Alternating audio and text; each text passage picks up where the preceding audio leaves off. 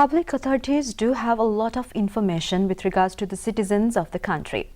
So now the Sri Lankans are able to access this information with regards to Right to Information Act being in effect from the very early of February. So today we are going to have a special interview with Mr. Venkatesh Nayak, who is the convener of the National Campaign for People's Right to Information in India and the coordinator of the Access to Information Program and the Commonwealth Human Rights Initiative.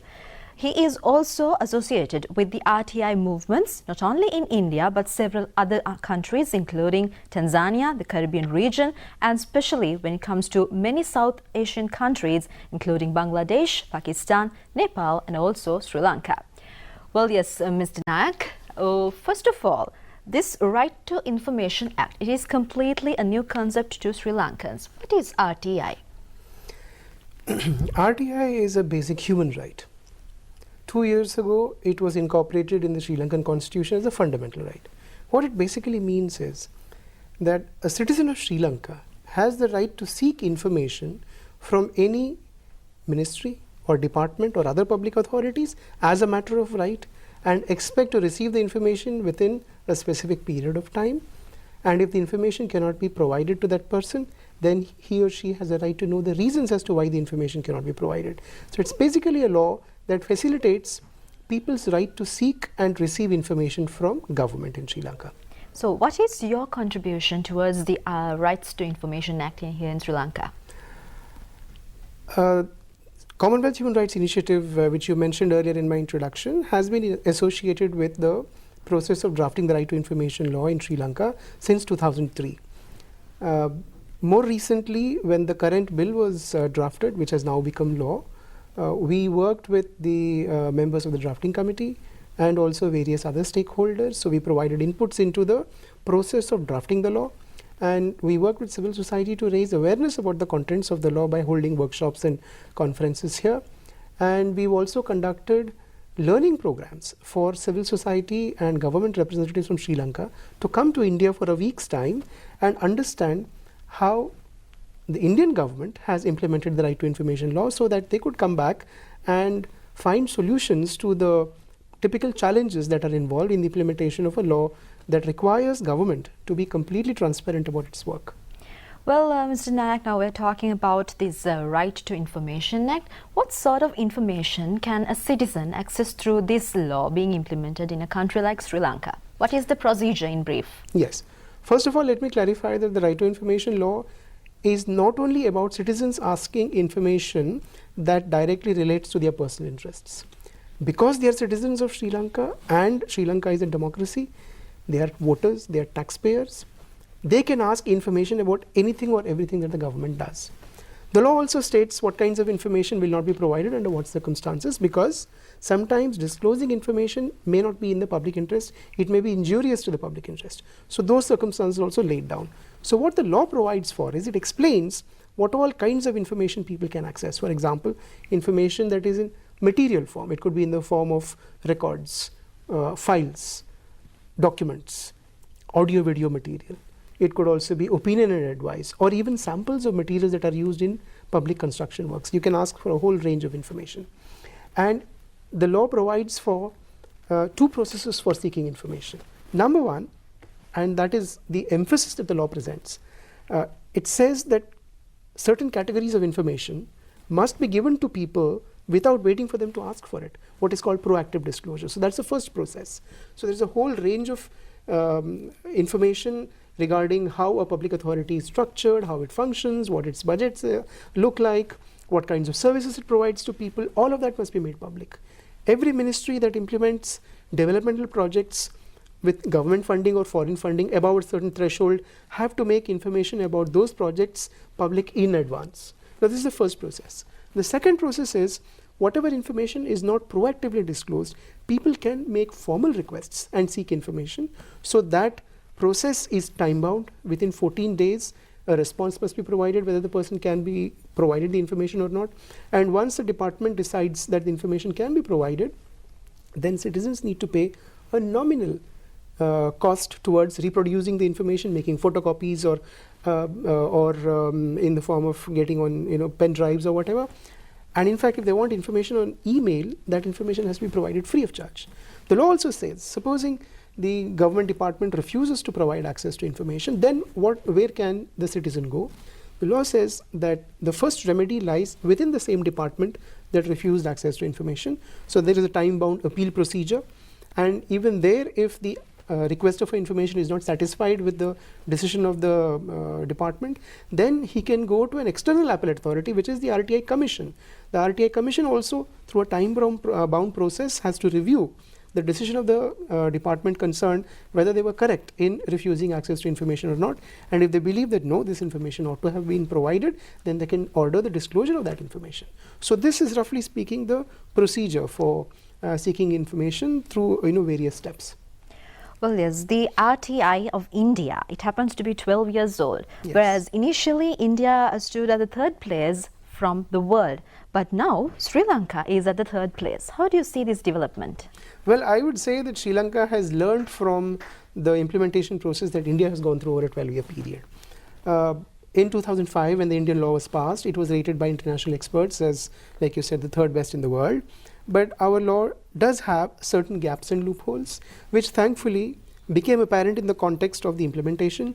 And that experience is something that was shared with Sri Lanka, and some of those loopholes were plugged. And that's the reason why today Sri Lankan law is rated better than the Indian law. And in fact, it's the best rated in the world.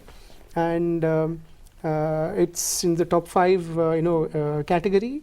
And I'm hoping that the implementation also will be top rated in the future. Why not? Well, yes, with regards to the Right to Information Act being implemented here in Sri Lanka, what sort of challenges that Sri Lanka can undergo with regards to this being implemented? You see, when you read a Right to Information law, it looks pretty simple. It lays down the procedures for making requests for information, and then says what kinds of information will not be given under what circumstances. Everything is time bound, and then the requester has to pay a little bit of money to get the copies, like I said earlier. However, when it comes to actual implementation, there are several challenges, because we call right to information laws as paradigm shifting laws. Because what happens is, until a right to information law is passed, governments generally work on the principle of sharing information with citizenry on a need to know basis. RTI says that you can actually demand access to information as a matter of right. Making this change from a need to know basis to providing information as a matter of right is a huge jump. That requires a lot of guidance, it requires a lot of training, it requires a lot of sensitization of public authorities, ministries, departments and local authorities in the provinces on how to implement this regime of transparency. So that is the first challenge. The second challenge is to ensure that people actually make use of the law to seek information. Because the right to information movement in Sri Lanka, quite unlike what happened in India, did not come off as a grassroots level movement. So the demand for information in India came from the grassroots. Now here, since it was a movement that was led by the very educated and very sensitive people who want to have a transparency law in Sri Lanka, now the challenge is to make sure that awareness about the procedures for seeking information spreads across the country amongst the citizenry as quickly as possible. Because the right to information law is something that gets implemented only when people start seeking information. Otherwise, the government has no duties to provide access to information unless people ask for it. Yeah. So apart from proactive disclosure, of course. So that's the reason why it's crucial to ensure that awareness of this law spreads as quickly as possible and people start making information requests. And from the media reports, I can find, I understand that requests are already being made since the notification of the regulations in early February, and that's a very good sign. Well, when it comes to implementing a new law, or rather the Right to Information Act itself, Yes. what sort of steps were taken in implementing or rather giving awareness to the general public with regards to this act? You see, the preparations for implementing a right to information law have to happen at 3 levels. Number one, there must be preparations in the what we call the supply side of information, which is primarily the ministries, departments, public authorities and other local authorities from whom people can seek information, which means they have to appoint special point persons called information officers who will receive and then make decisions on people's information requests. And then there has to be a designated officer who will listen to appeals against unreasonable refusal of access to information. So this is as far as supply side is concerned. I'm just summarizing it. The demand side of information, it is crucial to ensure that awareness of the right to information law spreads as widely as possible. There are a variety of methods of doing it, and I think this interview itself is one way of spreading awareness about the various procedures in the law. A third level is what we call the adjudication stage. Supposing a public authority says, sorry, we cannot give you this information, and that decision is upheld at the first appeal stage, then there has to be an information commission that needs to be set up, and this law provides for that. So there is a 5-member commission which is based in Colombo. All 5 members, including the chairperson of the commission, have been appointed. Now, setting up that institution for the purpose of listening to the complaints of people who do not get access to information that they have requested for. So that is the third step that needs to be done. So this is, roughly speaking, the canvas on which the implementation process actually works.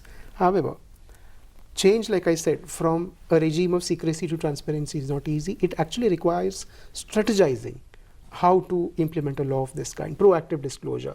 How do you develop the various categories of information that need to be proactively made public? Where do you put it up? How do you design a website? These are all preparations that need to be made, and most importantly, all of this requires money, which means that budget allocation has to be there for ensuring that there are adequate resources for doing all these things.